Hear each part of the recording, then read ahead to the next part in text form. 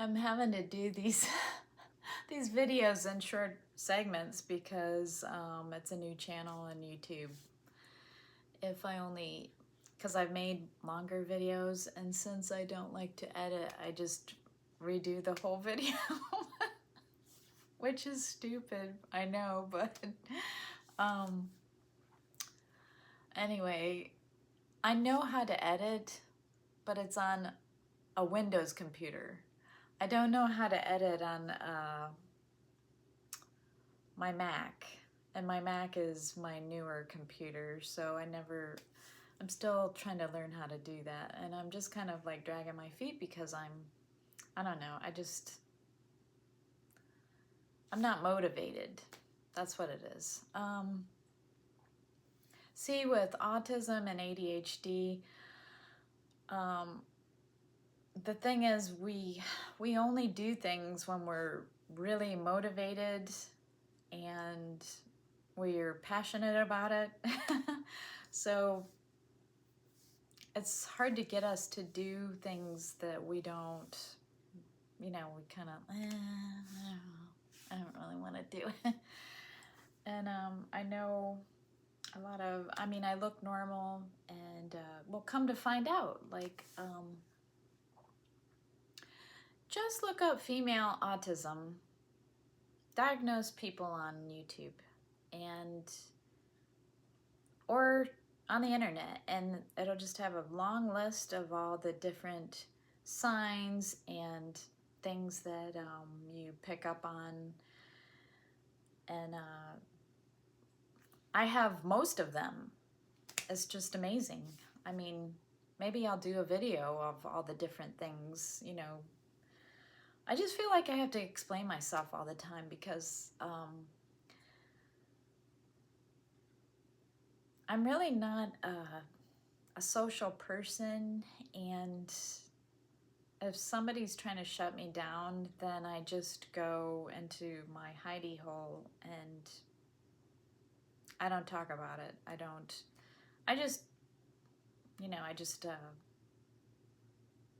don't waste my time with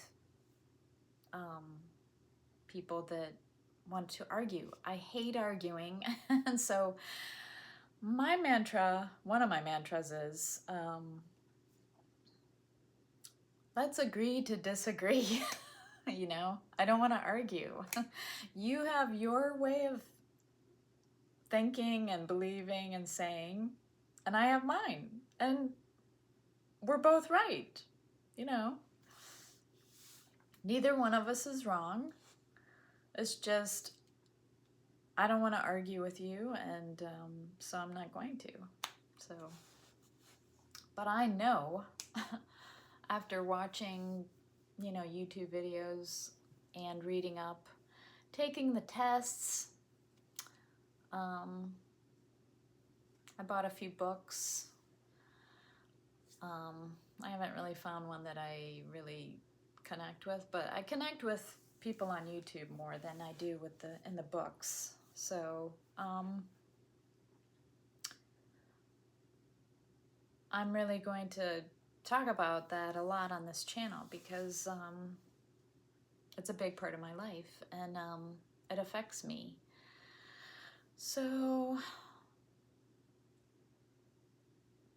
that might have been why I'm a believer in God, and I believe that He tries to help me see things. And so that was probably a message, because it just popped up in my YouTube algorithm. I had watched videos about men and, guys talking about their autism, and I just never really, I didn't I didn't think I had it. But I do have a friend, male friend, that lives over where I used to live, and I noticed that there's something strange about him.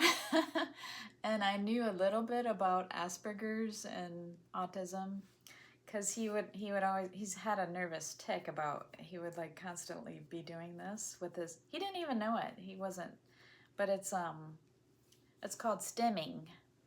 And so I think we all do it, even um, non, you know, your average person that doesn't have autism, they have different stims too. It's just, but I guess we do it more, and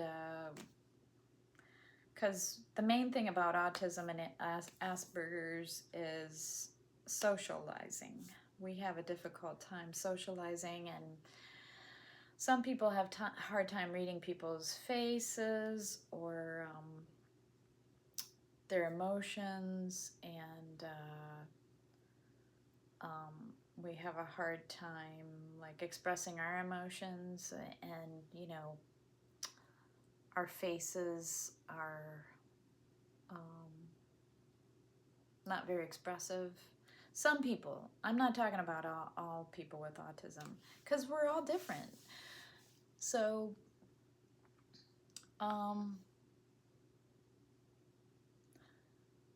I guess the girls, when they're young, they try to fit in more with the other girls, and they get better at copying other girls' behavior to fit in and, seem like they're part of the crowd or whatever. But I never really could do that because I guess I was stubborn.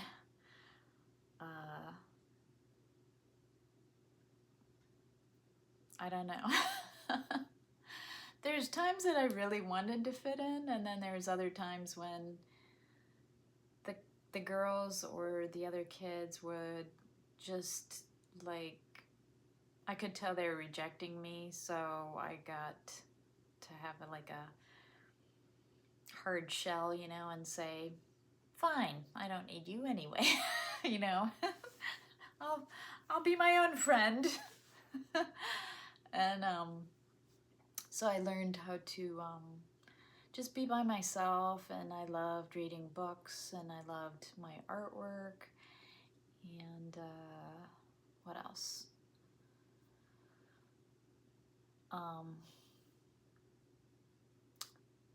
I just have different hobbies, mostly reading and, drawing, painting when I was younger, and writing too. I like to write. But anyways,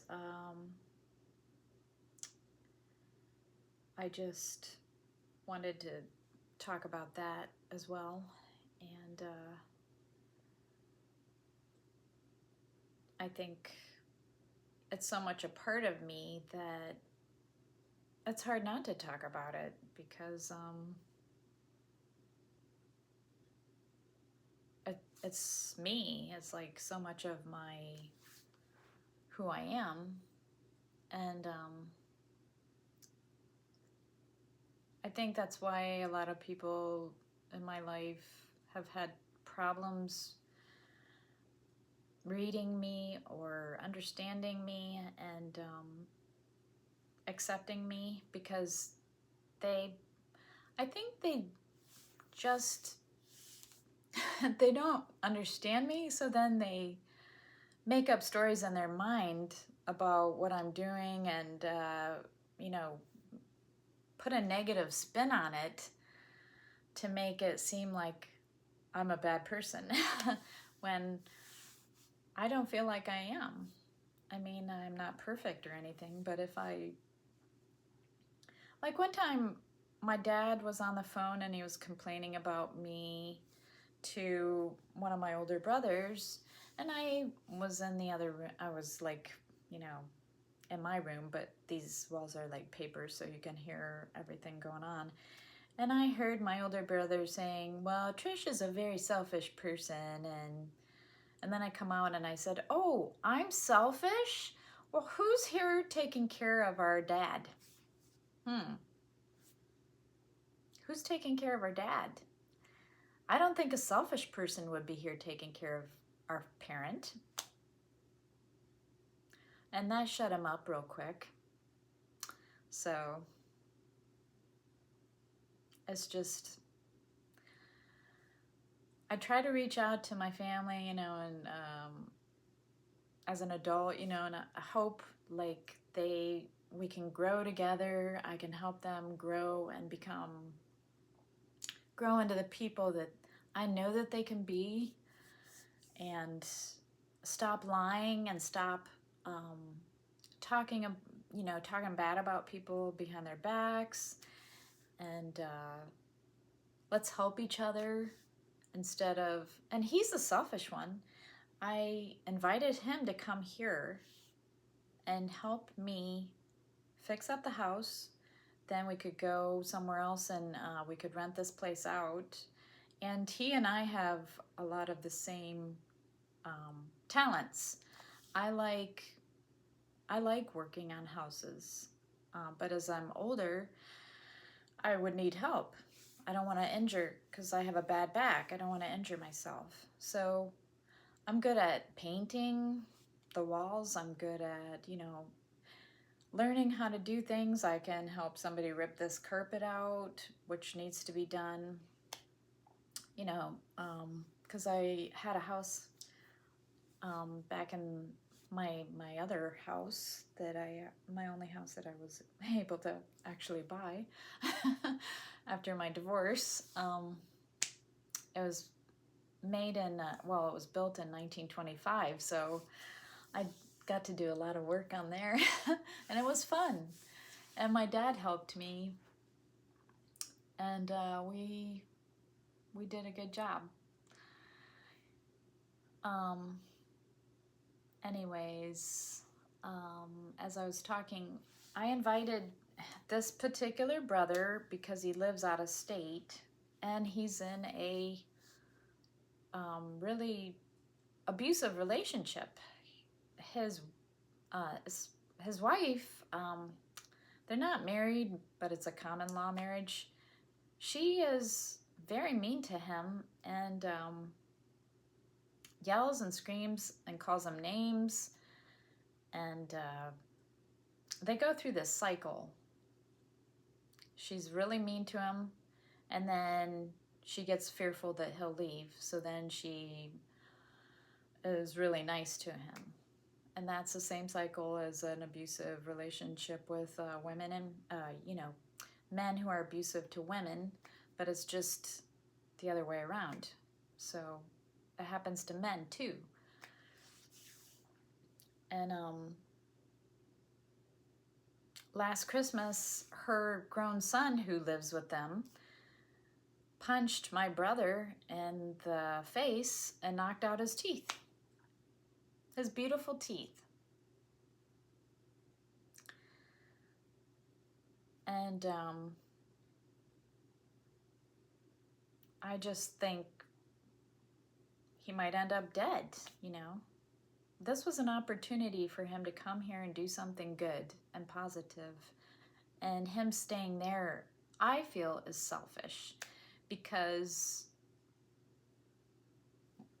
what is he getting from it? He's in a dysfunctional, abusive relationship with this woman. And after her son punched him, she told him that she did not want him to come back. He ended up in the hospital because he had like a heart condition. And he was injured. And she was sitting there screaming at him, telling him not to come back to their house. And she didn't want to see him again. And if he did come back, that she would put a restraining order on him, and he would, it's just a mess. And so I thought, well, maybe I can help him get away from her. But it's so hard for people who are abused to step away from their abuser. because they get it in their mind that they're not strong enough and good enough.